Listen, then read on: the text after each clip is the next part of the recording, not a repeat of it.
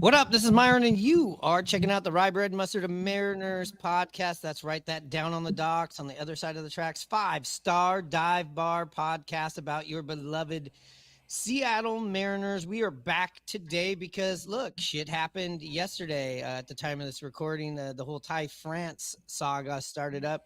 So we were going to do a big, programming change and talk a bit about the trade deadline coming up. Well, guess what? We're back to do it today. Also, if you're looking for that street cred for rocking the rye bread, hit up at simply.core. That's right, at simply.core. Also, check out the shit they have at intheclutch.com. Put in the code Nasty Boys to save yourself some money. Anyways, with me on this episode, you're going to talk to Big Vladdy Daddy, aka Vlad Perez. You know him from our Wake and Bake episodes, and of course Hanno and Edmonds.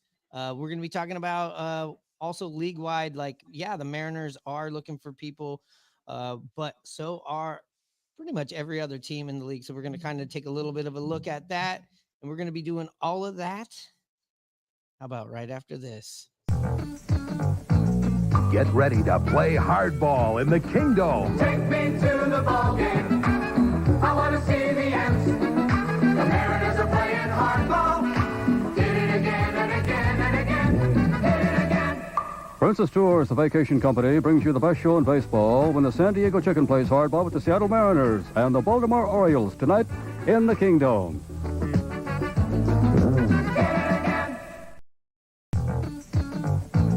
Get ready to play hardball in the Kingdom. Take me to the ball game. I want to see the Ants. The Mariners are playing hardball. Did it again and again and again. Did it again. Princess Tours, the vacation company, brings you the best show in baseball when the San Diego Chicken plays hardball with the Seattle Mariners and the Baltimore Orioles tonight in the Kingdom.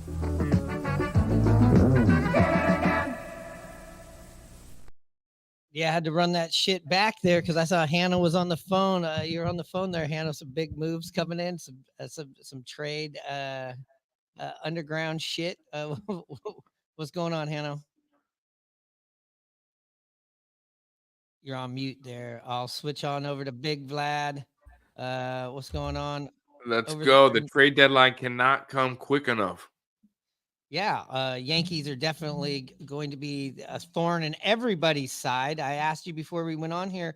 You said, we said, what are you guys looking for? And you gave me every single position.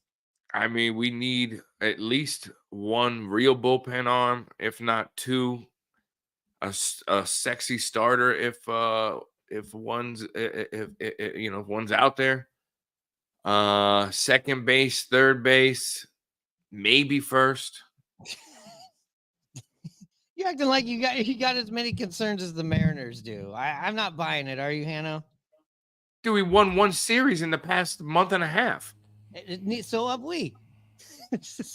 We were sucked first. Oh, I believe it. I mean, they got no chance of catching Baltimore. Wow.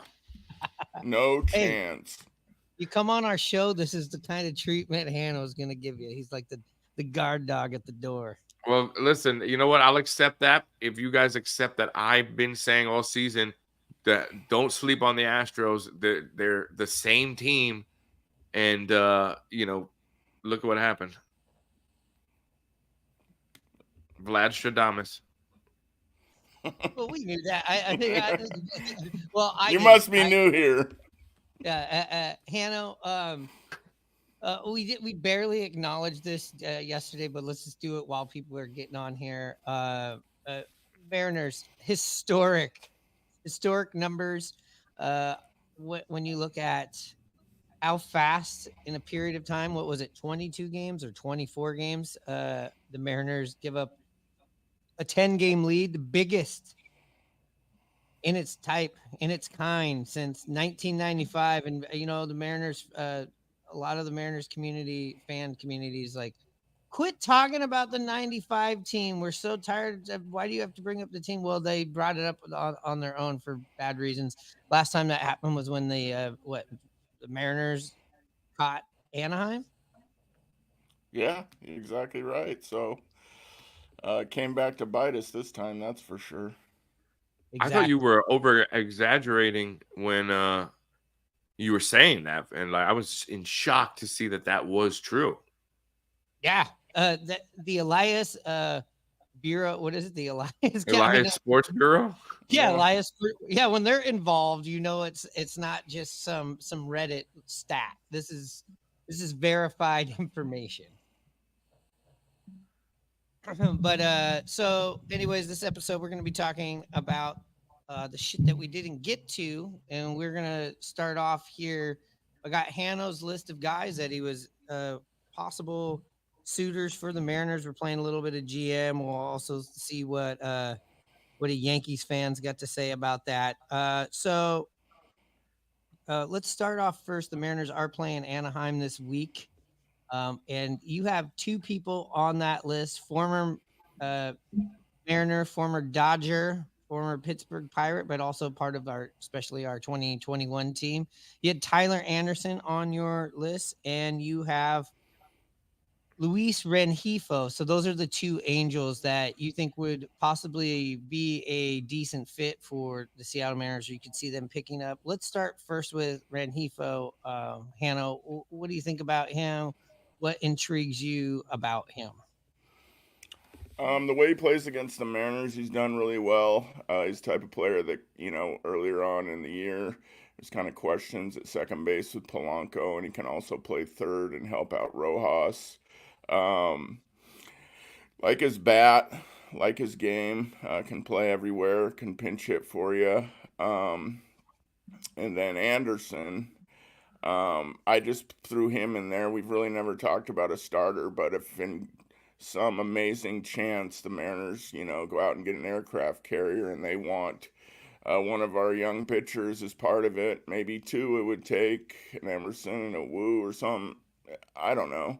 I just thought that would be a nice guy to slide in. He'd be a great number 5, but in all reality, it's not going to happen because listen to a podcast with Divish.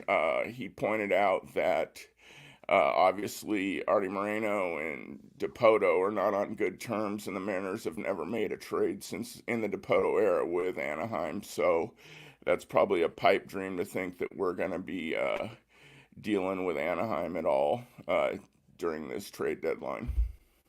Yeah, I hear that we have not. I think any kind of trades in division, are usually taboo, but we saw a couple of years ago with the Mariners and the Astros. So I feel like, and we were chasing the Astros. So I kind of feel like anything's possible. But then again, yes, the Angels and Dipoto, Moreno and Dipoto specifically, you're right, have a history of not a great relationship. But when you do bring up Tyler Anderson, I do want to say this.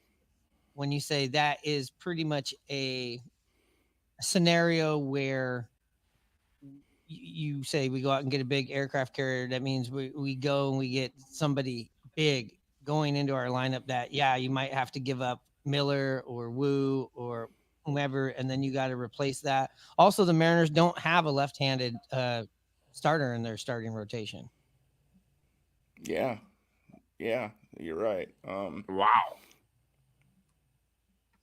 What do you think about that, Vlad? What do you like rotations without pitchers from both sides, or do you think that's kind of crazy? Like right now, Mariners are going all right-handed.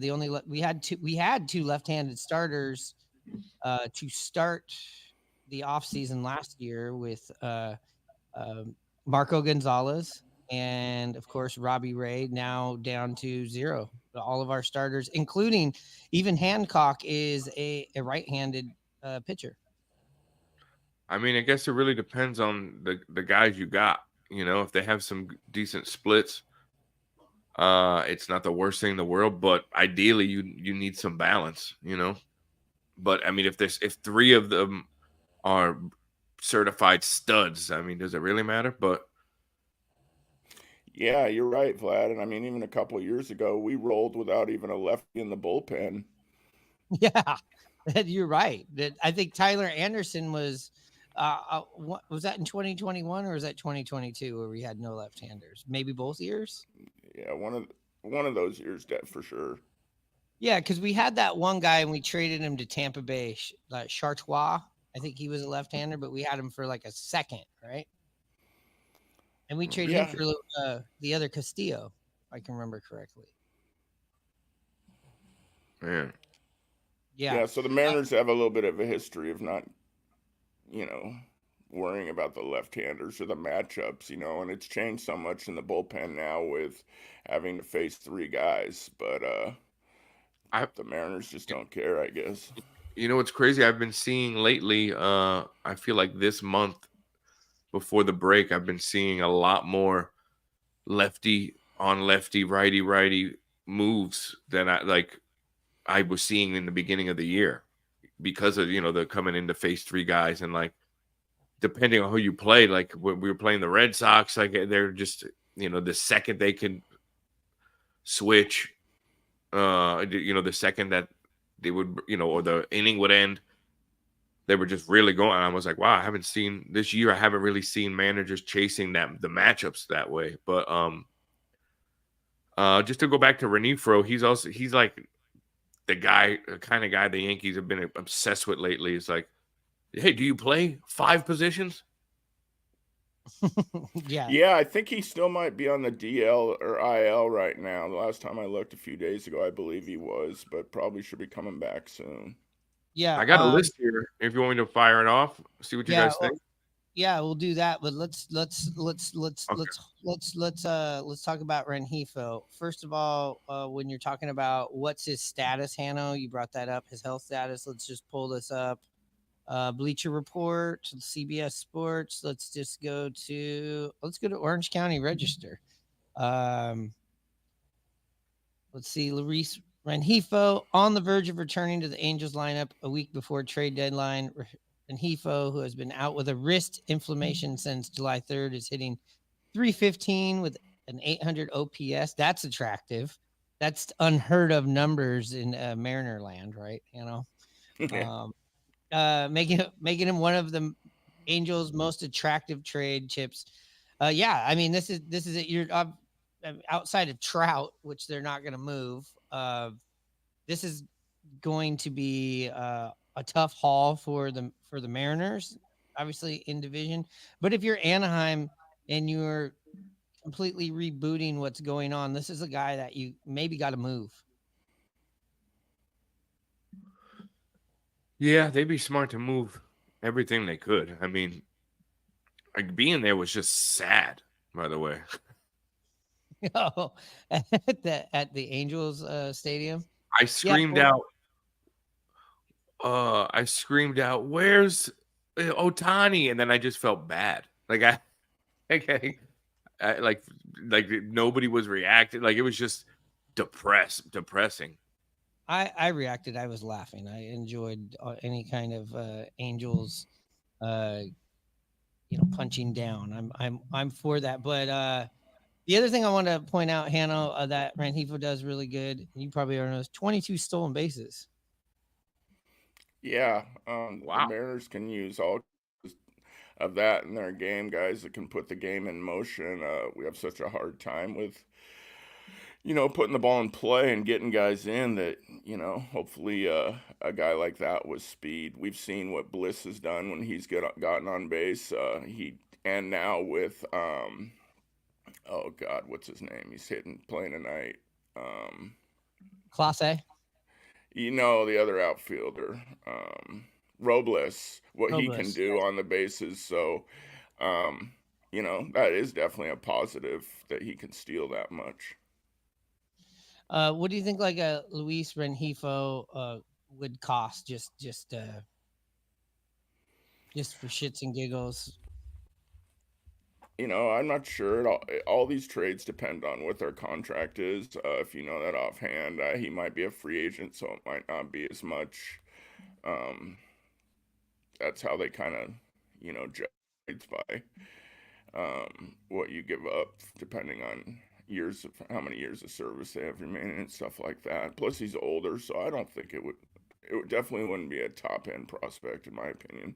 Yeah, he's 27 years old. I want to see when he comes to be 28. you're right. So you're basically, if you're listening or watching and you don't really understand all that, it's if you have a lot of team control, that's usually pumps a price tag up, especially if you're not paying any money. But let's just pull up Ranhifo's contract here. Is 2024 right now base salaries 4.4, so it's probably going to be less than 2 for the rest of this year. And yeah, next year's arbitration, and then 2026 he would be an unrestricted free agent. So you basically you got to renegotiate. How does that work when you arbitration? So you renegotiate what they're making next year, right? And then after that, so you're getting them the rest of this year, probably paying more than 4.4, you would assume, for next year, and then that's it. Yeah, it'd be a nice guy to have on this club for a few years. I didn't know he had a few years left until he became a free agent. I mean, he's been a Mariner killer. I've always liked his game. Yeah. So wow, that's good to know. Yeah. Vlad, you said you got to a list of guys. I also have Hanno's list on here we can go off of. Yeah, well, this one says it was from CBS Sports, 10 most likely trade candidates, according to Chris Towers. Okay. They got Luis Robert, which I know you guys have mentioned, outfielder for Chicago. They got him going to the Phillies as the top landing spot. What do you guys think of that? Well, if Chicago moves him, I would assume it's to whoever's going to be the highest bidder. So I'd have to look at what Philly's got as far as what they have down in the farm. Like teams like, I know that when you look at the top, prospects, you have teams in there like the Mariners are up there, but so is Baltimore. Luis Robert would be my absolute number one wish list person. Anno, let's just play make believe GM here, or president of operations. Who would be your absolute hands down number one guy you would want that's been there in the trade talks league wide?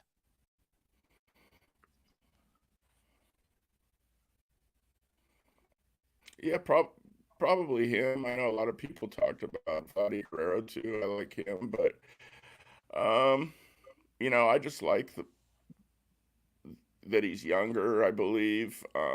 And we've really never had a big first baseman here in Seattle, so I mean that would be really intriguing too. But I feel like some outfield help would really help this team.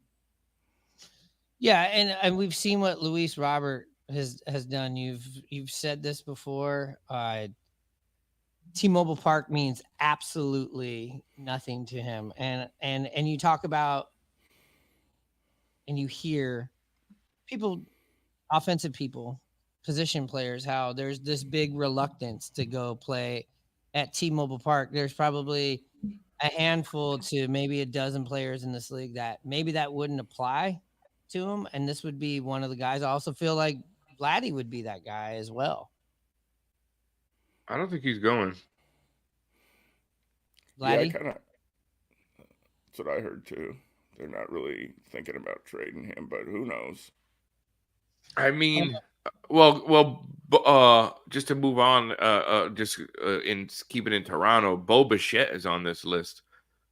I mean, I can't believe. I guess it does make sense. This team was supposed to be a favorite, a contender. They got crowned a little too early, and they just have crumbled since. I mean, for me, it seems kind of crazy to blow it up, but they've sucked for what 2.5 years now. Yeah, and he's really cratered as far as at the plate this year, hasn't he? Yeah, it shows him going to Yankees or Dodgers, which I would be in shock if that happened. Yeah, I feel like we'd have a better chance of getting him than you guys, right? I mean, why would they want to help you guys out right now? I mean, what do you have to give for that? Well, I mean, he must have a contract coming up. I mean, the Yankees and the Red Sox made a trade this past offseason. So, I mean, if you're out of contention and you're trying to help the team and you don't have to stare at this guy long term, does it really matter? You know? Yeah, I get that. I get that. I just think with Vladdy Guerrero Jr., Well, that's different. Toronto's put so much into him. I mean, let's just pull up what they have to say. I have your list right here. I see it now. I have both lists. Let's see. Vladimir, here we go. ESPN. I'll pull this up. It says that could Vladdy and Bo Bichette, just like you said, be on the move from the Blue Jays?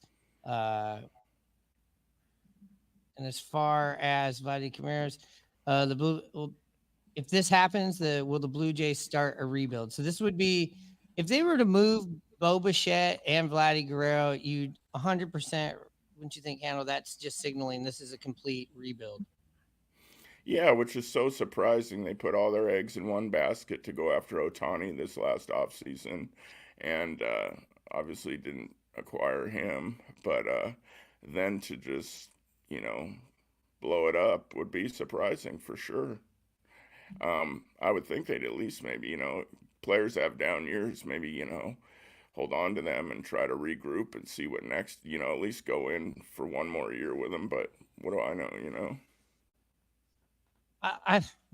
I think that the Toronto and Tampa Bay are kind of in that same situation. When you look up and you look at what Baltimore's doing, they don't seem to be going anywhere.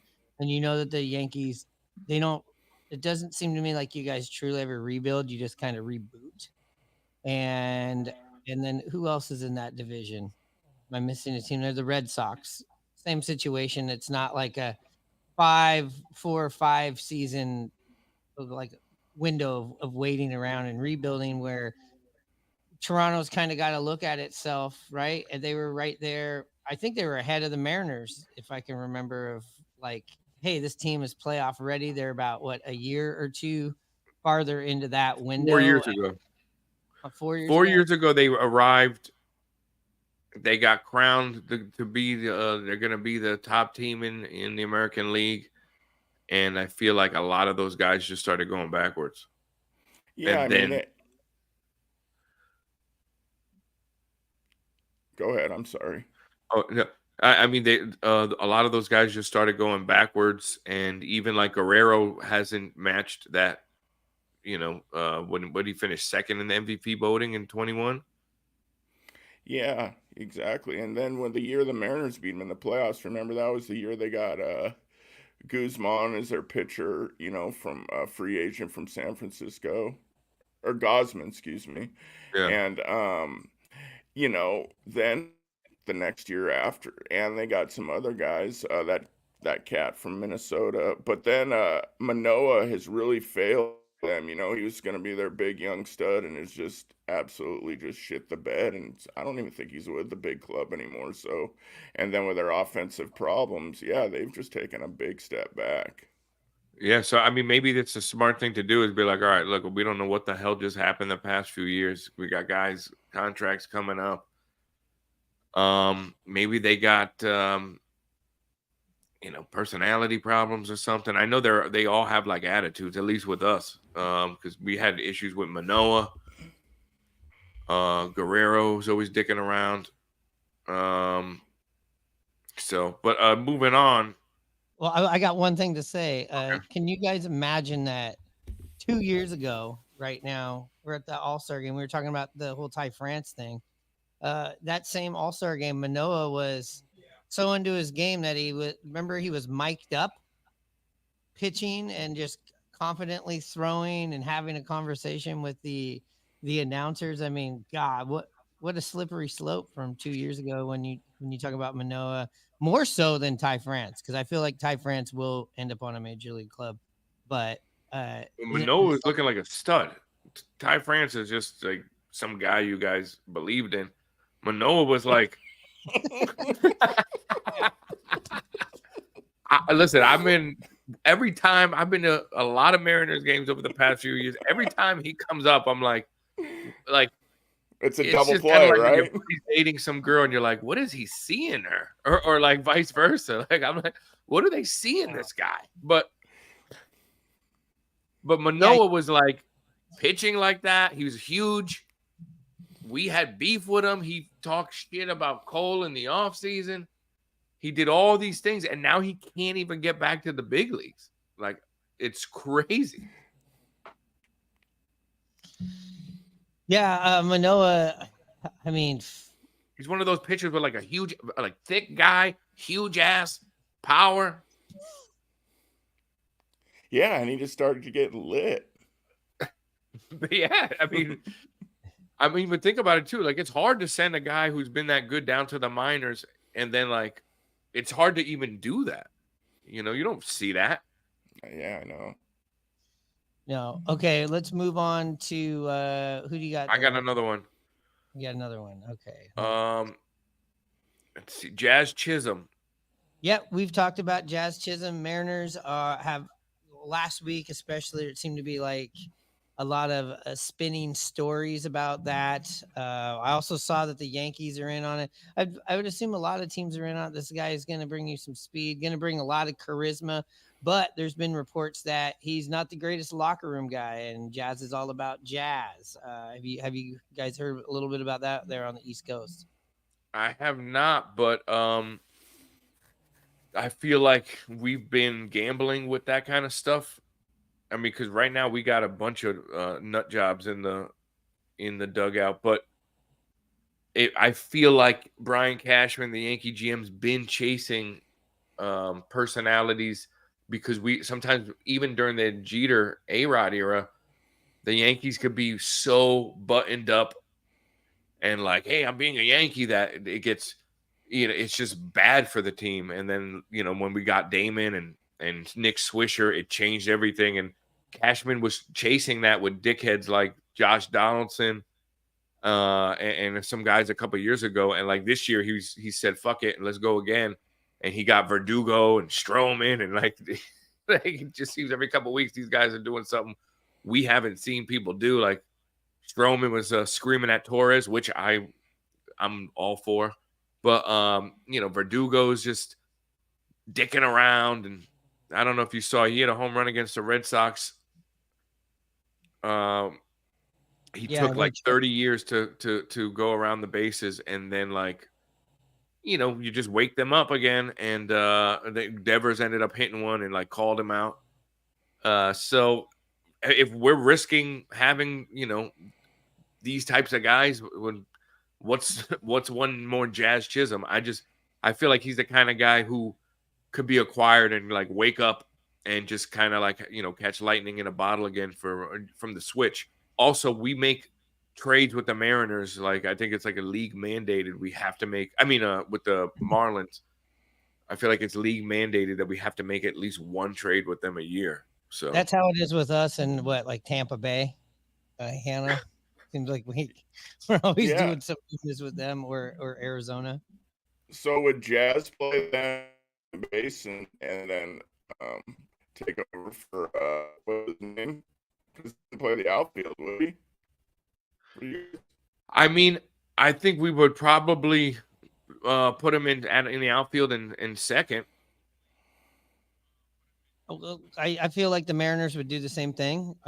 We would need to, as well as if Polanco continues to keep playing well and contributing like he has in the last couple of weeks. But I feel like we definitely need help in the outfield, and he does, and he could play second base, give Polo a spell, put him in at DH. I mean, anybody, I'm for anybody just finally taking that DH spot in a Mariners lineup. That's like one of the positions we can never just get right, which is like, it just blows my mind, especially coming off of an era where we had Nelson Cruz, and then you go back a few years before that, a decade before that, it's Edgar held this position down for a couple of decades. Isn't that just the one spot that's Jerry DiPoto? That's just a hallmark thing of like, hey, they don't know hitting. They can't figure out the DH position. I mean, that's pretty much a a stamp of approval that you cannot figure out hitting. Well, yeah, it just seems the Mariners' philosophies as of late, if before they got a so-called DH like Garver, was let's get a guy who, can platoon in and out of the lineup and play in the field as well, and that's the DH is basically a spot to rest guys a day, you know. Yeah. Yes. Rest. Don't worry. Don't worry. You don't need to hit. It's kind of your day off. That's the message that seems to always be portrayed. But one last thing, or just really quickly on uh, Jazz Chisholm. It says right here on as according to this ESPN. Sorry, what were we looking at? CBS Sports. Let me pull that up. I'm sorry. Um, as far as Jazz, they predict not the Mariners, but it seems like it is going to be the Yankees. Let me see this. It says the Marlins have all but telegraphed their desire to move Chisholm with a recent look at him back at second base. He's a decent center fielder, but having the flexibility to play multiple spots around the diamond can only help his value. Chisholm has his flaws. He's a dynamic athlete with big power who has shown signs of improving against lefties this season, so he should be a fit in pretty much any contender's lineup. And it would just be a rental as Chisholm has 2 years under club control. Oh, it wouldn't be just a rental. Chisholm has 2 years of club control under his contract. That's a bit attractive to me. It says best landing spot. How could anyone but the Yankees? They could use him in either outfield or infield, and Chisholm's lefty swing would play incredibly well at, as we like, Hannah, what do you call it? The bandbox at Yankee Stadium. Yeah, so Vlad, his name's escaping me. Who's your second baseman? Would he, that guy, would he be in that deal then for Chisholm? Torres. I Yeah. mean, we that's kind of a good pickup there because I would say no, just because he's got it's his walk year and they're probably looking for prospects and all that.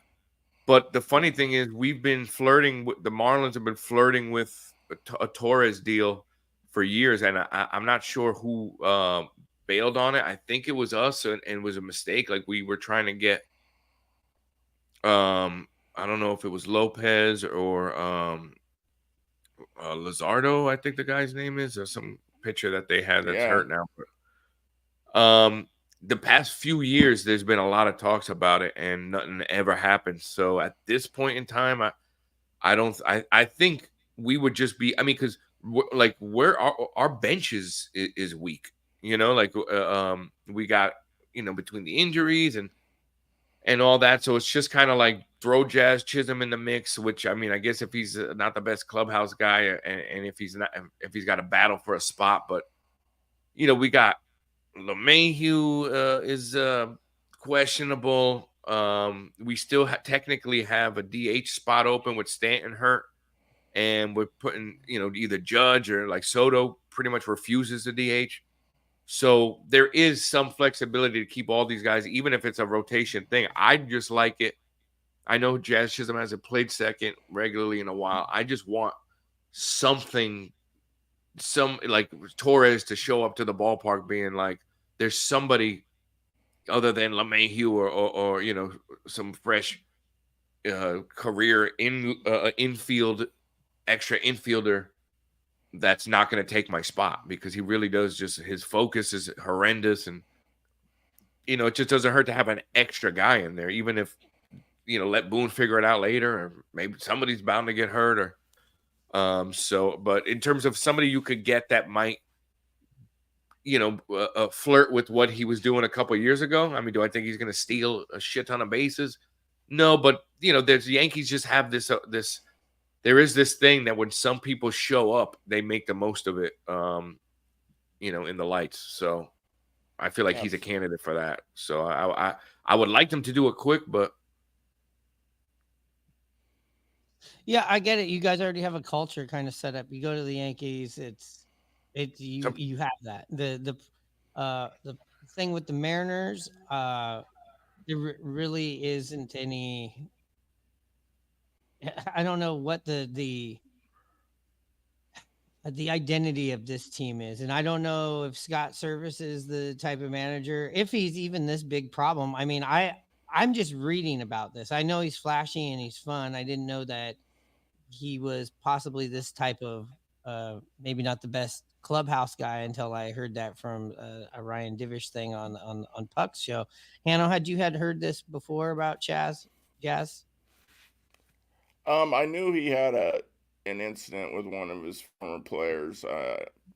Was the shortstop of the Dodgers, I think, or got moved to the Dodgers, and the backstory was he was kind of pissed off at him and kind of called him out, even though he wasn't on the team anymore. So it was that kind of stuff. I don't know the whole story, but I mean, he definitely is flashy. I just feel like if he was with the Yankees, I mean, he's definitely not going to be the alpha dog there with Soto and Judge. That's Yeah. for sure. So yeah, I could see him fitting in maybe a little bit better, you know? Yeah, Right. exactly. But before we move on, let's go to a quick 1 minute thing, and when we get back, let's talk about somebody else from the AL East that possibly could be a great fit for the Mariners or pretty much anybody. Randy Arozarena.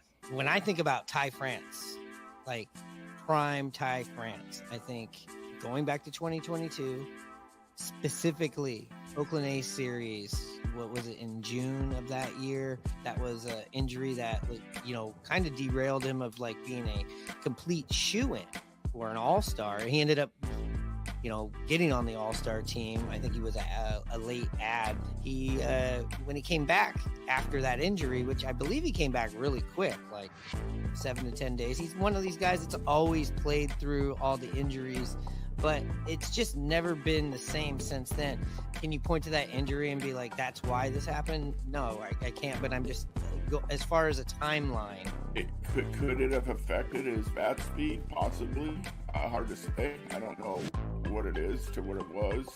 Does he look not comfortable at the plate? Absolutely, but maybe there is something to it. But as far as timing, you're right. Supercross this weekend in the Kingdom. The Coors Beer Supercross doubleheader.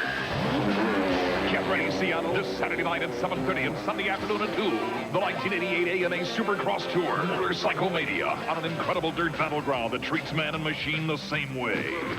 With absolutely no respect. See the best. National champion Jeff Ward, former champion Ricky Johnson. Tickets at all Ticketmaster locations, including the Bond, Tower Records, and Video, and participating Honda dealers. The Coors Beer Supercross. Hanno, I keep calling Tower Records to get us tickets, but nobody seems to be answering there. But don't worry, I promise you, we'll get to the Supercross at the Kingdom. So, like we were talking about before, we went on a quick little break. Randy Arozarena, somebody that we've talked about. We've got plenty of videos on our YouTube channel about him. Here we are again. On This is fire. this is one of the guys that I've always really liked. I like his style. I can think back to that WBC in Mexico. I think that's when I really just started to really fall for this guy, was during that time. You see him all the time. Vlad, tell us a little about Randy Arozarena. I'll pull up his contract. I mean, that's when he showed up, but I mean, he's been killing us this week. I think he's got like 4 homers off us. Maybe 3. Definitely 3. But I mean, he's good. He had a pretty bad start to the season. I don't think all his numbers are great right now. Well, overall this season, when we're looking at, I think, you're right. He did get off. Oh my God. Batting average is 212. He's got a WAR, surprisingly, of 0.8. Got the 15 home runs, 35 RBIs. His OPS is just over 7. I think that this would be a great time to strike for Randy Arozarena. Hanno? Yeah, I mean, I knew coming in that he hasn't had a great year. But you mentioned earlier, Vlad, when the lights are big, he's that type of player. I mean, in Seattle, we've been packing it here lately with crowds in a pennant race here, or for the AL West. I think that would rejuvenate him, or I would hope it would. But man, that guy comes through. He's an absolute killer if you're able to get into the playoffs. I mean, this guy, Yeah. he is clutch, and like you mentioned, Myron, he had a good WBC, but anytime the Rays were in the playoffs, man, that guy just looked like a Hall of Famer. I agree. I mean, he was in the Classic, the World Series against the Dodgers. Yeah. And yeah, when we play them, you know, they haven't really been a factor of late, but like, you know, I mean, look, if you're looking for offensive help, and that's when it comes to this time of year in the trades, whatever, if a guy's having a bad year, you know, that could be erased in a second just when the being in a new clubhouse and Absolutely. It Absolutely. changes scenery from Tampa Bay to Seattle. I mean, you'd be playing in front of the Mariners still getting good crowds right now, even when they're not hitting. And you look at Randy Rosarena for this year, his arbitration was avoided. He 8 million, 8.1. So peanuts. so you're probably paying what, about 3.5 for the rest of the year? 3. Arbitration eligible the next 2 seasons.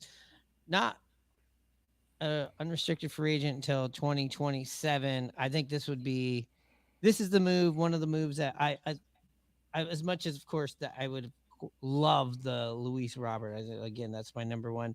This is one that I go, hey, this could be. I think this guy's a better fit.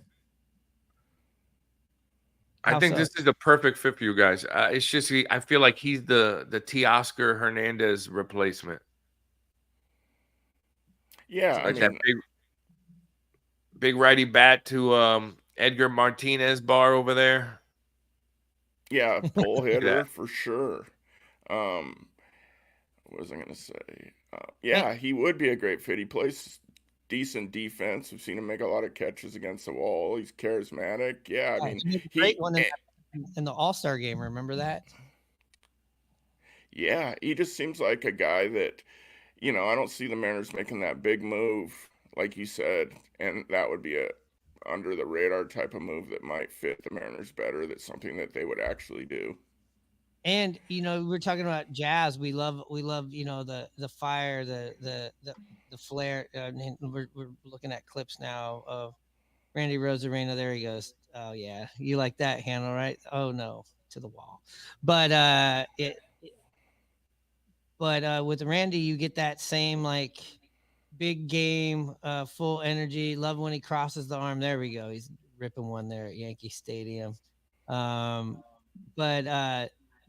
this is one I think the Mariners could pull off. Tampa Bay also has trying to think of who else down there that's available. I don't see Randy Rosarena sticking around in the AL East, that's for sure. I don't think Tampa Bay is going to do that, but 29 years old, look, 5'11", 185. That's right, primarily a left fielder, but hey, we haven't been able to fill that position. This is one of those, like, what do you think this costs for a Randy Rosarena with the club control for the next couple of seasons? It's got to be probably a decent prospect, I would assume. So like one top prospect, or are we talking multiple prospects, or one top prospect? What do you think? The Tampa Bay Rays, they don't get fleeced. Exactly. They fleece. I feel like if you're questioning your minor league prospects, talk to the Tampa Bay Rays about trades, see who they ask for, then hang up the phone and be like, don't trade these guys. No, you're So, right. They always sell their players high at the right time as well. And it always works out. Yeah. They're very good at front office. I think it's tough, man. I feel like Cashman sucks now because he's been trying to copy them, and you're not, like, you can't copy that, And we don't sell anybody high. We watch. Hey, the whole world wanted Gary Sanchez. The whole world wanted Torres. If we just watch these guys get worse and worse and worse every single year until they sucked. Well, the Mariners, on the other hand, when they do acquire these guys, they're like, "Hey, they've been on the radar since 1997, but we're gonna get them right now." Yeah, we've been looking at this guy for years. We finally got him, like Polanco and players Yeah. like that. We've been watching. We've been after this guy since he was in the womb. Listen, like we have the what do they call that? We have the ultrasounds to show you. We've been after this guy forever, but we're gonna wait till he's 35 and he's got 2 broken down knees and his swing is miles and miles. Let's see. We got a couple of comments here. I want to do some comments. M's just trying to give away, or M's just trying to give the. They did give the game away.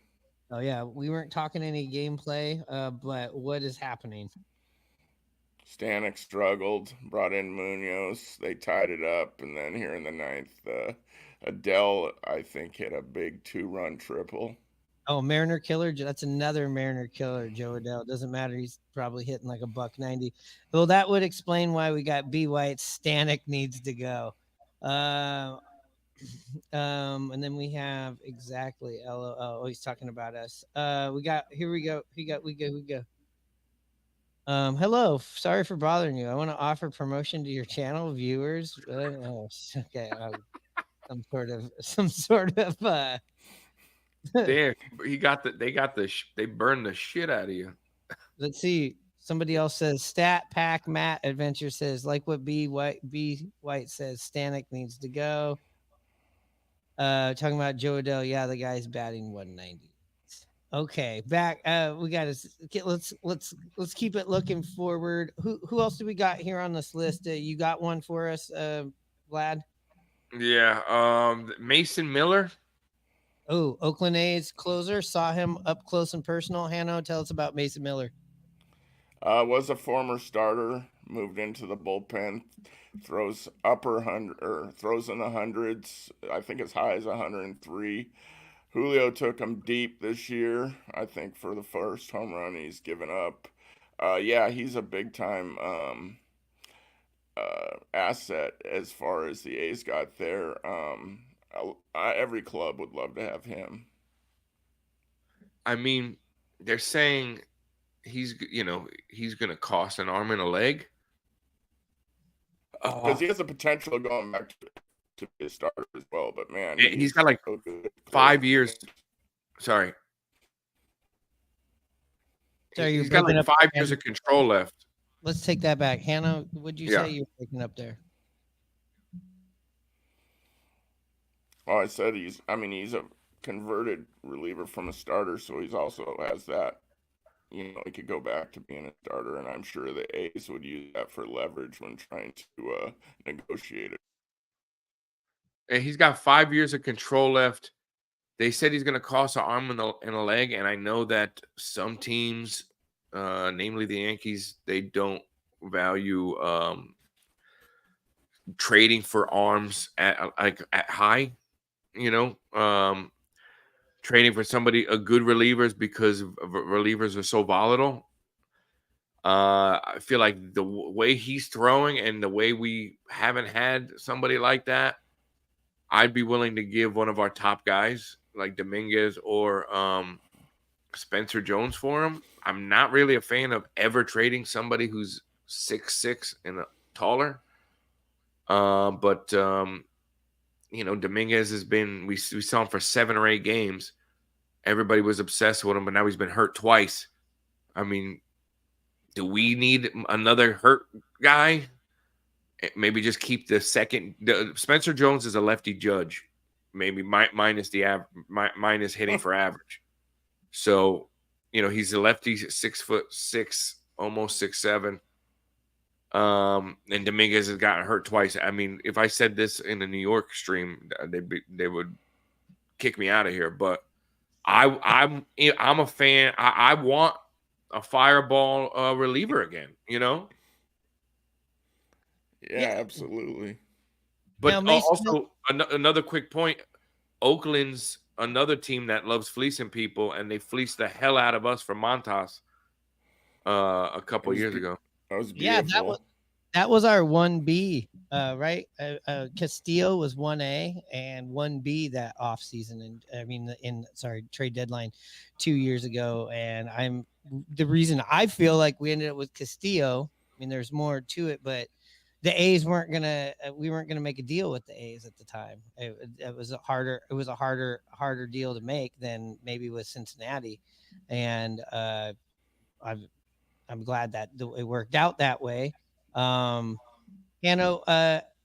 Usually, like I just said, you're not going to see a Mariners A's trade. But as far as what's going on in Oakland, it seems like their eyes are set on what the kind of product they are going to put on the field in 2028. Yeah, I mean, they do not make trades together that often. During the same podcast, Divish even mentioned that the Mariners were wanting Matt Chapman, third baseman, who was really good, and the M's offered the A's a comparable package to what they offered Castillo. It was Noelvi Marte and Williamson and a couple other guys, and the A's said no. So it just doesn't seem to work out where the A's want to work with the Mariners, according to Divish. And I mean, the two guys I mentioned, or Vlad mentioned, with Miller and then Rooker, the outfielder who strikes out a lot but hits the ball extremely hard. Got quite a few home runs, I think like 22 or something. If the M's were able to pull a package off and get a big time reliever, and then him, Rooker, who actually likes playing at T-Mobile, he said that would be a massive freaking move for the Mariners. Yeah, I mean that would fix your DH position. I heard that he's not that great in the field. I know CJ and I were on here kind of talking about the other day, weren't too sweet on him, but I've done a little bit of research. He's going to strike out, but yeah, you look at 30% of the time he fits right in. Yeah. I mean that's what you basically, you're getting what you get from Garver, except you're a 290 average instead of a 170, 22 home runs, 67 RBIs. Look at this OPS, 939, and his career 820 so far. When I think about the Mariners and their trades, they can't be picky. I mean, in my opinion, they just need someone with a heartbeat that can hit better than what they have, Exactly. Let's check out what Brent Rooker's contract is like. I believe he has. Yep. Yeah. Look at this. He's making under $1 million this season. That's definitely in the Mariners price range. I'm sure he's going to get paid a bit more next year, but you'd have 3 years of arbitration control with this guy. So again, by 2028, by the time that he would be a free agent from the A's, they'll be moving into that new stadium. I feel like with the A's, you can send a lot of the people that are going to take 3 to 4 years to get to the major leagues, because they're not going to be focused on trying to pack that Sacramento stadium. That's not what's happening here. I would assume you want them to be getting good, but right now, I 100% feel like Oakland is literally looking 4 years down the road right now, without question. Yeah. And that stadium's going to suck. I don't even think they have a clubhouse under the dugouts. There's no shade, and there's just reports that they are going to put artificial turf in there because of a hydration issue or something like that. And there's no shade, but they're most of the games are going to be played at night. Right now, the struggle is what they're going to do about the Sunday games, because there's a rule in baseball about that. Anyways, Rooker, definitely. Again, I think you nailed it right there, where you just said, hey, you can't be picky if you're the Mariners.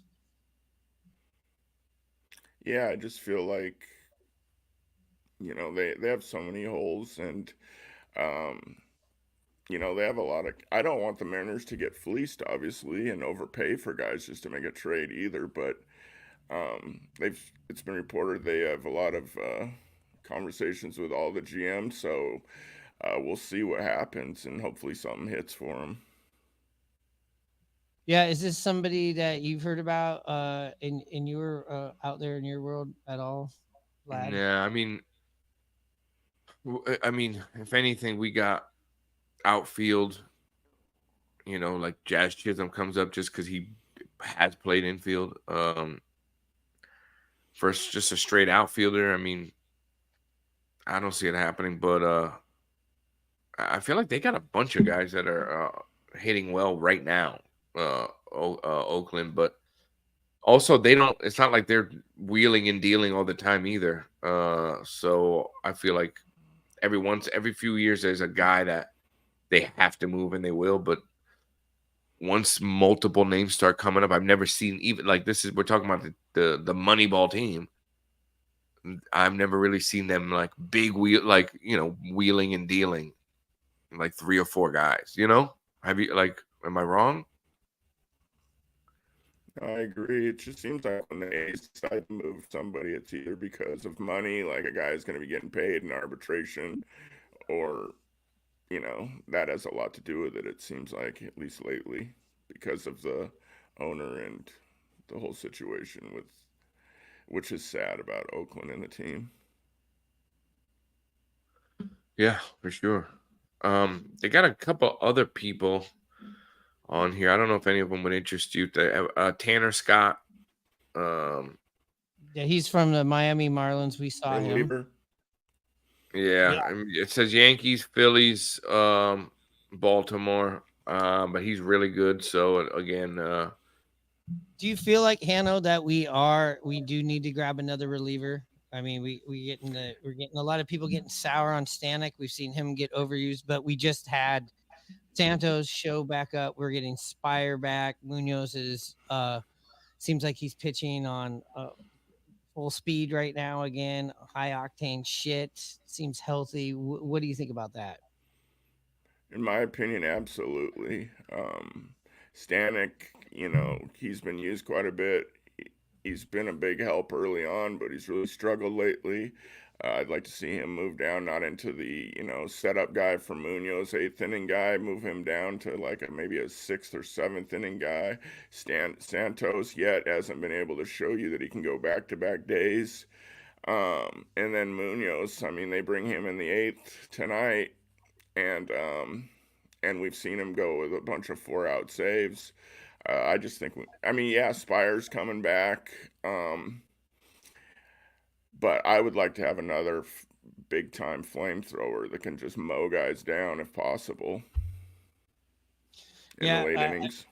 Yeah. I saw an example of like why you really need to have all that, even from the opposite end. I mean, yesterday's game, the Mariners lost 2 games where Houston ran their bullpen ragged, right? And you get to see the other side of that, when it happens in your favor and when it happens against you. And you can't have enough of those guys, especially when you're going down the stretch, or if you get into the playoffs where it's just going to be situational, low scoring games. You're going to use 4 pitchers a game. I mean, any contending team, is you're flirting with a disaster unless you have the best bullpen in the league. You gotta get somebody. At least that's my thing. Playoff teams always get that one guy to be that just lockdown guy that just is a huge pickup in the postseason. Yeah, so I mean, I feel like anybody who's, definitely playoff bound if you can afford it. The rest of this list: Tarek Skubal, Zach Eflin, and Garrett Crochet, Carlos Estevez, and Jack Flaherty. They're all pitching. But Mariners, we probably wouldn't be interested in any. Yeah. I think like the Mariners, it's going to be bullpen and maybe a starter if the situation, like Hanno said, we do pull off some big blockbuster trade, we do get a Vladdy Guerrero. I mean, that's a situation of like, yeah, you're going to be giving up probably already ready to go players like either Miller or a Wu or Hancock. I also got a crazy scenario from Parmesan LeBron. Brought up a scenario of, and I'm going to ask Hanno this. I probably already know the question. Could you see in any situation a Luis Castillo getting moved? You know, a lot of people have brought that up. To me, I just think it's such a team-friendly deal. I'm sure he hasn't been as dominant as we would like him to be. But he's still been damn good. I just think it would be stupid of the Mariners to do that.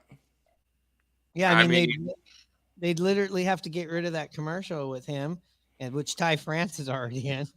And JP Crawford, I don't know how long that one's gonna last with this scenario, but yeah, JP with Luis Castillo, you're right. You brought up something that the contract is pretty friendly, but that's crazy though.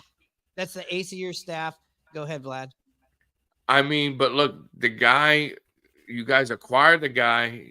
There was a love fest between the team and him. He takes leaves money on the table for a deal. And then, and then trade him. I mean, you're kind of just ruining your own name at this point. It's like the next time somebody, you're trying to get a guy to take less. And, I just feel like it's a kind of a first of all, it doesn't make sense. He's still your guys' guy. I mean, he can't even fit his dreads in the hat. Like, he's so comfortable there. You're right. Go ahead, Hanno.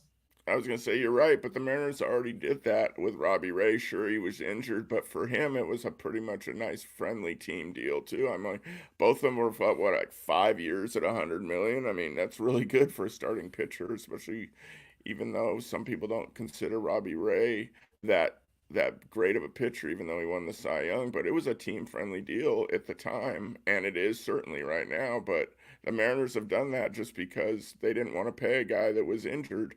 So they decided to go out and trade him, which pisses me off a little bit, and acquire Haniger, who, sucks now too. And you're not going to reclaim that $17 million next year. So you're back in the same spot. Wouldn't you say, Myron? Yeah.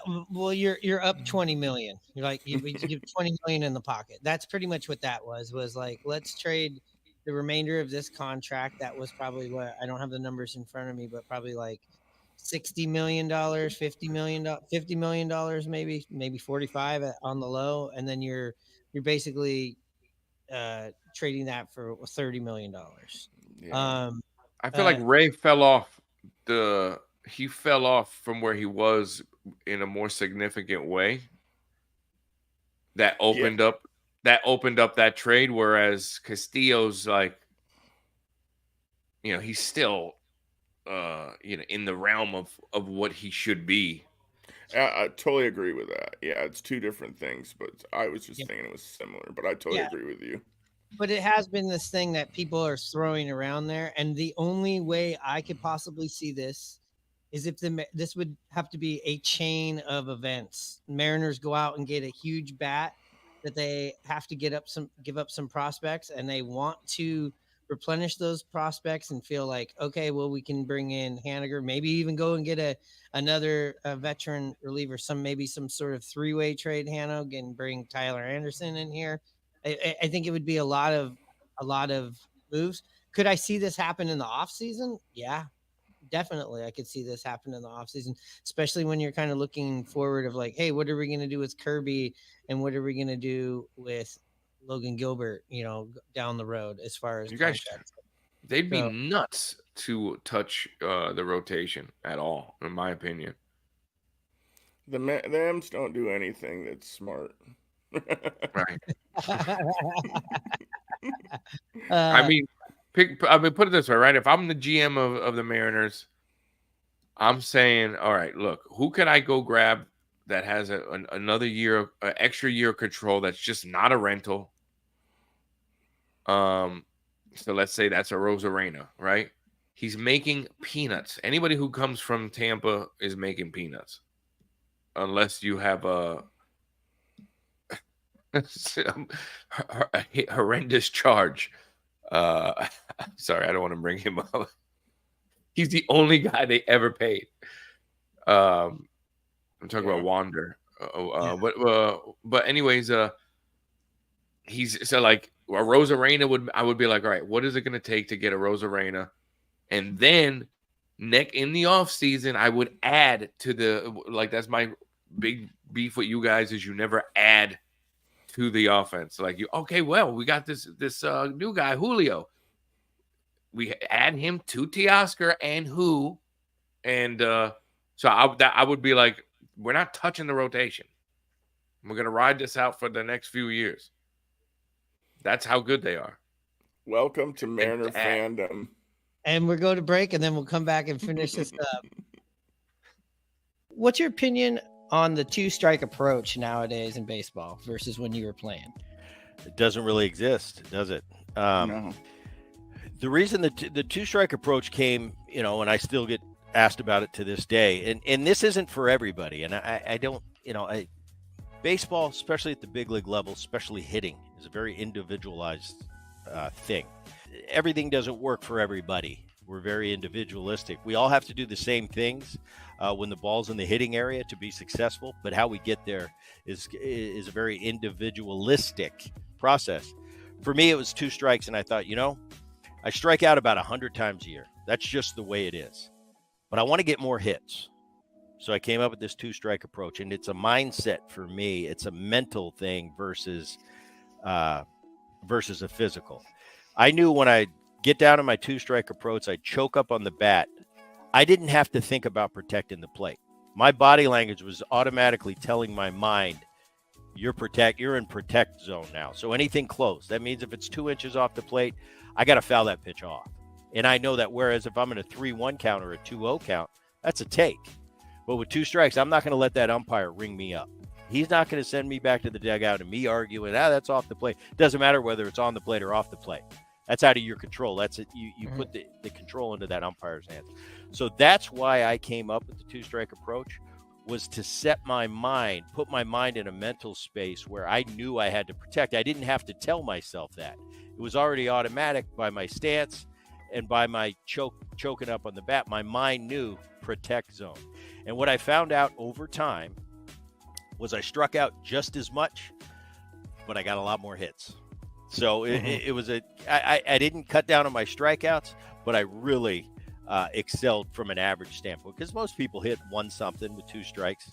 And I went from 1-something to 2-something with two strikes. And it doesn't seem like a lot, but let's just say if you hit 210 with two strikes, I'll guarantee if we look it up right now, if you're a 210 hitter with two strikes, you're in the top percentile of the game, because two strikes is just so against you. I wanted it to be not such a disadvantage when I got to two strikes. And I found, for me, that goofy stance that I got into and choking up in the bat really worked for me.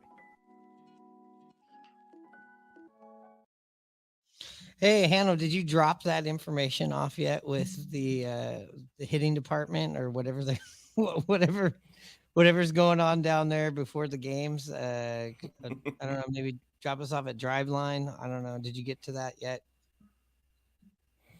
No, I didn't get a chance to do that yet.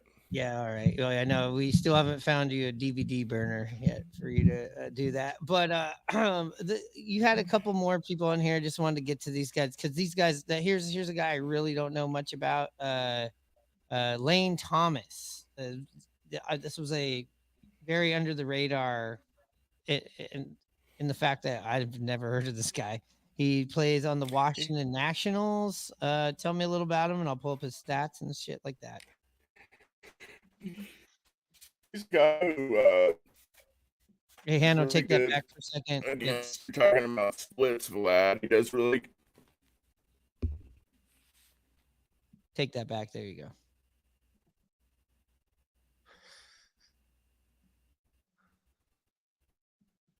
go. You're talking about splits, but not the other. Kind of a little bit like Luke Raley, but he's just a solid solid defender, got a little pop. I mean, not every move will put you over the top, but there's sneaky moves like that that might help you out. Yeah, Throw in there. we kind of lost you a little bit there, but I pretty much, like you said, this isn't like this isn't your big blockbuster one. Obviously, it's an understatement, but you're looking at somebody, yes, 25 stolen bases. The OPS isn't all that great, 7. Like you said, kind of like a Luke Rayleigh, serviceable guy. This would be probably an upgrade from what you're getting from Haniger, especially with the speed and the youth.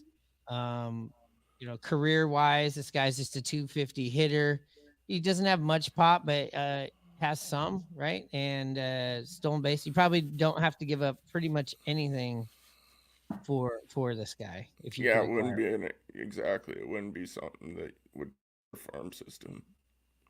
And then another person that you had on here, which was interesting, which will also lead to a question I have. You had Christian Walker. He's on the Arizona Diamondbacks. He's a catcher. First base. First base. He's playing first base now. I thought he played catcher at some. He's having a fantastic year. I can't imagine. Are they like just out of the mix?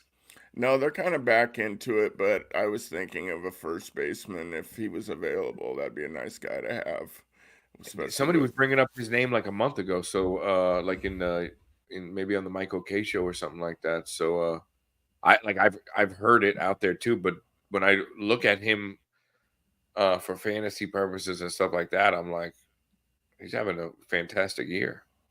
Yeah, he's got OPS over 820. 828. Is that 281? Yeah, 260. 261. 22 jacks. And let's check this out. 68 RBIs, 383 at bats. That means he's getting in there and he's playing every single day. So yeah, I haven't looked. I'll try to look up their standings, but Arizona might be in it still, so they might not be trading anybody. It'd be another interesting thing. Let's just say, Hanno, you did work out some sort of big trade to Arizona, and they're like, "Hey, can you take some more money off of the books?" What would you say about in some sort of scenario? And it seems like maybe that ship has sailed, especially when you're moving on guys like Ty and stuff from the Good Vibes Only. I'm talking about Eugenio Suarez. Change of scenery. What do you think about that? Yeah. You mean bringing him back? Yeah, I was when we're talking about, players from our team, like a Ty France, for example, maybe it changes scenery. You just saw what's happened with Victor Robles, right? Change of scenery. We saw it a couple of years ago with Carlos Santana. I just look at Eugenio Suarez and what he brought as far as leadership. Sure, that's we have that on this team right now. That was not the issue, but I feel like this is somebody that he's streaky, and maybe you can squeeze a couple of good months out of him, down the stretch. His season numbers are not great. They're not good, but we've seen Eugenio go from having like a dozen home runs or 13 home runs, and all of a sudden you look up a month later and he's at 21 or 22. He can go on streaky runs, and he plays good defense. And again, a fan favorite. Yeah, I mean, it's a possibility. I was reading in the Arizona papers that they were really down on him and that he was a guy that could be on his way out. It just popped into my mind now, I mean, I don't know how desperate they are, but you mentioned France. Maybe it's a thing where you can trade one bad guy for another bad guy it'd be pretty crazy if that was to happen, but it's just a thought, Yeah, another fantasy thought I had is you get him and you get Seawald back. I mean, that would help you out. You'd have one extra infielder. I'm not saying you'd have to play Eugenio every single day. You mix him in there. I know him and Rojas could be some sort of platoon over there, left and right, and you acquire your bullpen arm that you so desperately probably need down the stretch. Yeah, it's possible. I just looked at the standings. Arizona's 1 game out of the wild card spot, so it's hard to say what they're going to do. I would assume they might even be looking to add. So, but maybe something could be worked out there. Yeah, so maybe the Christian Walker thing doesn't really work out. That I don't Yeah. think they would be afraid of letting Eugenio go. It probably save them, $4.5 to $5 million to do that. Probably $4 million somewhere in there. I think he made 11.5 this season. What's your feeling on Eugenio, there, Vlad? Another. He wouldn't help the Yankees. He could give a shit. I just feel like even for you guys, like you've been there, done that. Yeah. I mean, how many guys you're gonna re-get? Like fucking, you need to get some new people. I agree with that aspect as well. I was thinking that too, but you're right. He didn't work last time. I mean, and it's not saying that, like, I know you guys liked him. I remember you guys talking about him, and he has his moments and stuff, but it's like, I mean, if it's on the bargain pickups, I mean, come on. Well, that's why it's like you can't be dating all your exes. You need some new shit. Well, that's why we got you. Yeah. That's why we nice got you outside perspective. Yeah, sobering us. And you know what? You can hear more of this. We're going this Thursday. I don't have the graphic up here right now, but I do have the. Hold on, let's do it right this Thursday, 10 o'clock. We'll be talking more of this hot stove stuff. And on Thursday, that is a 10 a.m. start. Why? Who's playing? Wake and Bake. No, but who's playing? I don't know who's playing, but I know we'll be talking about more of this stuff. Were you guys getting the track right there? Was it playing? Yeah. Okay, so Wake and Bake. Listen, if you haven't tuned into Wake and Bake, it's Mariners and Yankees centric. Kind of has the flair of this, but we watch the game. We talk baseball. It's more league wide stuff, but definitely there's a lot of Mariners stuff on there. I know we're here on a Mariners podcast right now. But we also talk about other fun stuff. I think last episode. I want to bring this up because I want to actually have Vlad do this for Hanno. We were talking about Derek Jeter, A-Rod, and Vlad specifically had an Alex Rodriguez observation for Mariners fans. We were sitting here and he said, you know what? There's one guy that was such a historic Mariner and just such a polarizing player in the major leagues that it just seems like I've known you for years and you don't bring him up, and that's Alex Rodriguez.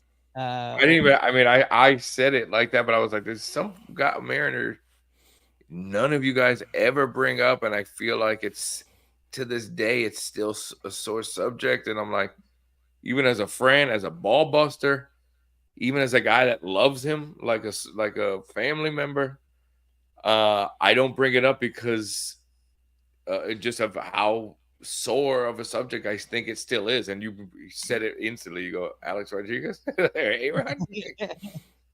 But I do find it crazy. I mean, all the time I spend, talking to you guys or in Seattle, and I get it, but like, and I thought about it too because of the whole, seeing the post Ohtani Angels, like just depression era, just sitting in the fans, and it's just like the fucking place is dead, energy wise. We didn't really have that. It was more of an anger thing towards him because, right, Hanno, it was Griffey had just left and A-Rod was clearly the guy, and then A-Rod leaves, but we were just so fortunate that Ichiro came in, and the year that he happened to leave to go to Texas, the Mariners win 116 games, and then of course lose to the Yankees in the ALCS. But we really didn't have that like, fuck, he's gone. I don't, for me at least. That made it a little bit easier, but as you kept watching his career go on and the Mariners fell out of that window, it started to really suck. But you guys are lucky like you said, you were lucky you got another generational player. I mean, let's go back for a sec. I know you guys are frustrated now, but I mean, to lose Griffey, I mean, talk about a guy that should have never went anywhere, right? A-Rod, I don't blame as much as Griffey because, you know, that was just like the beginning of this Boris era. And, you know, who in the right mind in that era also was going to turn down that type of money. You guys weren't going to pay it. Even as a fan, if I would be like, I'd be mad at the team. Like, you know, like if the Yankees didn't pay Judge, I would have been mad at the team, you know, not Judge. But like for them to be like, all right, Griffey's walking. I mean, Griffey was a free agent, right? No, we traded him. Okay. Let me take it back. Worse. We requested the trade. Okay. Well, I mean, look, but the year before that, or a year and a half before that, though, we also traded Randy Johnson, and he went into go on to win 3 more Cy Young. Sano was 3 more. All of those players demanded a trade. Yeah. Okay, so when that says something about the team, then about you, about something else. I mean, you guys had generational guys left and right. Somehow, and because I remember A-Rod talking about this on air after he was on, I don't know if it was Texas or whatever. Maybe it was during the All-Star game, and they were like, he was like, wow, if I knew you guys were going to have this type of team, I would have stayed here. Because you had Ichiro and like the Boone era, you know, like it's just you guys had a pretty good lineup. Well, it softened the blow, like Myron said. People were butthurt because A-Rod said he was going to stay here, and it wasn't about the money. Obviously, I agree with you. Who's going to turn down $250 million? So that's what really irked fans. But the blow was definitely softened by that next year with the Mariners getting off like they did and winning 116 games. But we had a Hall of Fame general manager, you know, that made great pivots when he had to make pivots, in Pat Gillick. You know, some people don't like Pat Gillick, but it's like, hey, he made quite a few moves for that 2001 team. You bring in Boone, you get Ichiro, you piece together a pretty decent bullpen. I mean, when A-Rod was here, I mean, he was awesome. He was a hell of a player, you know, from 19 on up for 4 or 5 years. You really loved him. Oh yeah, I loved him. Can you do him coming up to the plate for Vlad? No. I will say this. Here's something for you. I wouldn't mind if him and his whale friends bought the Mariners. Yeah. I mean, he just went on the radio. Maybe the seeds of that are happening. We were possibly when he bought in on the Minnesota Timberwolves. Yeah. That was a thing. But they're looking into him for that because the only way he got into the Timberwolves is because J-Lo was part of the deal. Oh, really? And then when they broke up, they were like, "Hey, you don't have A-Rod without J-Lo." I don't know. Like, I don't know what to equate it to, but it's kind of like lying on your taxes or something like that. Like they were like, "Wait a sec, you don't the money was with you two." So, but it's just kind of one of those things now. He's just getting away with it because it's too much time has went by, but. I've been reading that where they're like, oh, he only closed the deal because J-Lo was involved. I mean, look, he's just a hilarious a person across the board. I mean, the guy, like, just talk about polarizing, man. He's just hands down from our era. He likes to get himself into drama a little bit, you know. Absolutely. whether it's with the Mariners, whether it's with baseball and the With steroids, women. with women, with I don't know if you guys remember this, but there was one time where he was caught on camera stepping out on his wife during or whatever, and it was right before we played Boston, and it was like, he loves his blondes, and like 30 people in the Red Sox right behind the Yankee dugout had those 80s style blonde girl masks. And it was just like, you remember those, like the 80s Halloween masks where it was just a mask and a gown or whatever? I don't even know where the hell they found these fucking things, but like, it was so funny. I know you guys do not care, and I just want to. It wasn't us, it was Boston. Oh, sorry. It was in Fenway.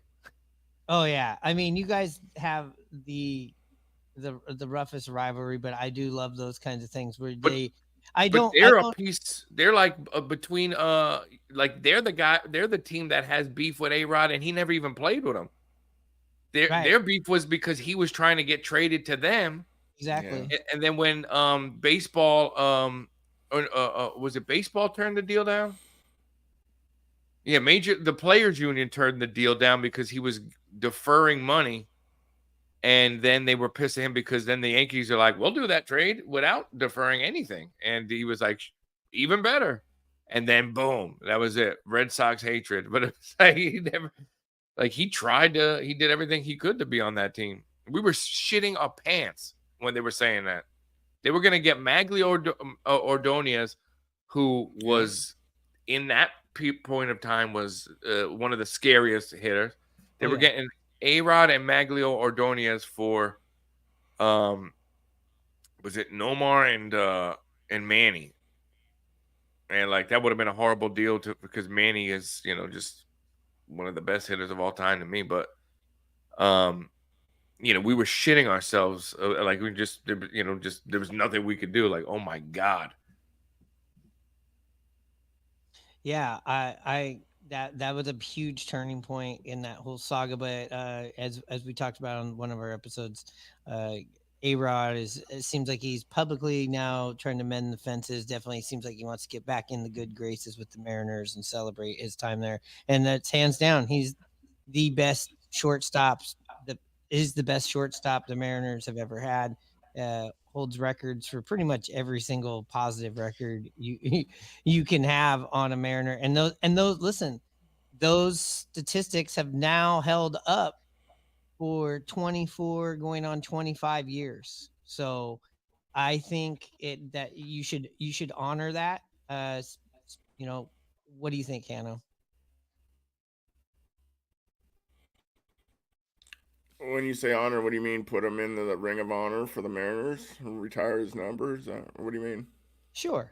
Something like, maybe not the number, but definitely like some sort of more recognition. I mean, and the other great shortstop we have wasn't there as long, but kind of has some baggage is Omar Vizquel. You have Carlos Guillen. You have I guess JP Crawford. I mean, those are if you look at the all-time numbers on particular things, those are your choices. You couldn't match those guys' career numbers with A-Rod's MVP year numbers. If you took A-Rod's MVP years and combined them, and you took those guys' entire careers, it wouldn't lie. Yeah, for sure. Well, we're just gonna get on out of here. Thanks for everybody that's chimed in. I mean, you could definitely have remember him. I agree like that. I got one question before you go. Oh, you got one thing you got to do first before you go. Go ahead. Hanno, would you, if you go back in time, you're the GM, do you sign him for the first one was what, 252 or? Yes. You have the chance to match and give him 260. Do you do it? He just hung up on you. Do you do it? Yes, absolutely. I absolutely would. It's not my money. Well, some of it is that's money that I've pumped into the, the Mariners organization, but yes, I do. I mean, look at the numbers that he had. Um, you know, does maybe his life and career kind of turn out a little bit different playing here? Maybe might have limited some of the opportunities, but maybe it would have limited some of the bullshit that he got himself into as well. So, life in New York, hanging out with Derek Jeter and or trying to compete with him, I should say. You watch the documentary, you see all the things that happen.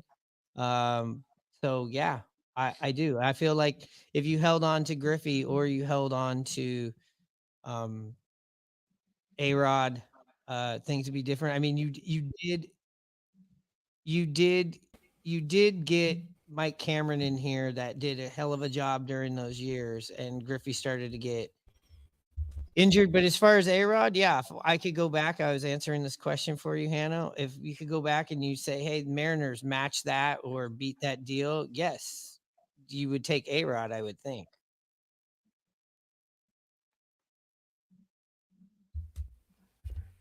Say it again. I was asking if you go back, would you sign him for $260 million? Oh man. Try to make him a career Mariner. I said, yeah. Yeah, probably. He would have never stayed that long. He wanted the bright lights at some There must have been point, something going on. Like everybody wanted out. That's what I was mentioning. I was going, if he Maybe it was him.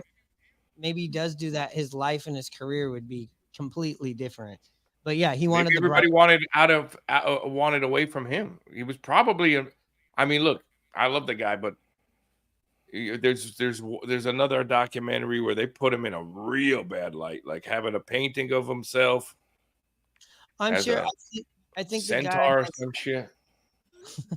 I feel like the guy's matured a bit that we know of. I mean, he also screwed up with J-Lo. So I mean, he's got like I said before, he's got a list of things. And before we literally want to get out of here, but we've got a little special thing that Vlad had.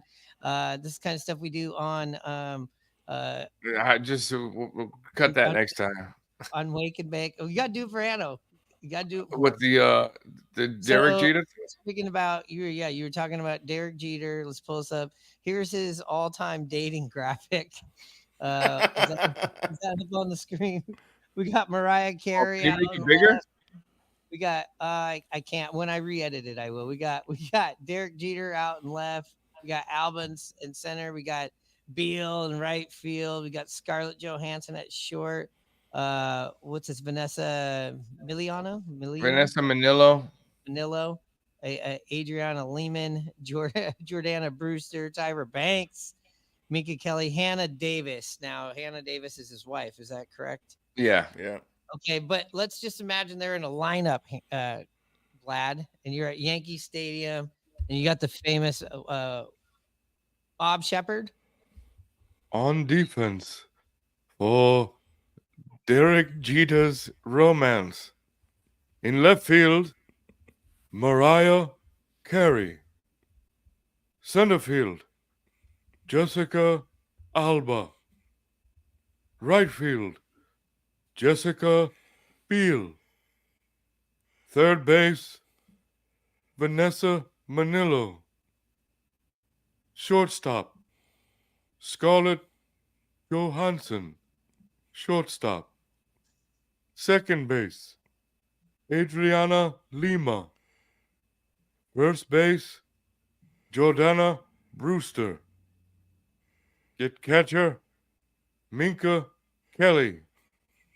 The designated hitter that nobody really remembers this one, Tyra Banks. And pitching for the New York Yankees, Derek Jeter. For life, Hannah Davis. Well done. Nice job. Well, we're gonna get out of here for real now. Thanks to the people that chimed in tonight. I know a lot of people are probably pissed off. I heard the Mariners really shit the bed. tonight, or just didn't get out of bed. One of the two. I mean, you still had Ty France at the dugout for Christ's sakes. I mean, that's Just weird. Just fucking what go kind home, of bro.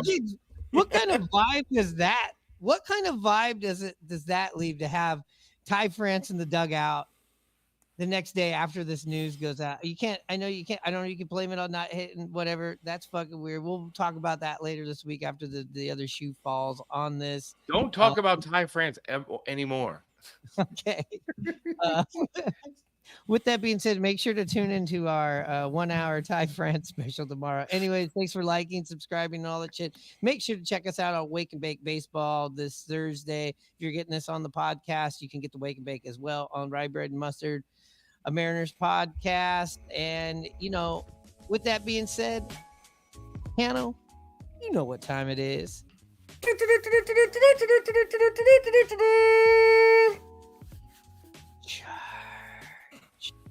Charge. End stream.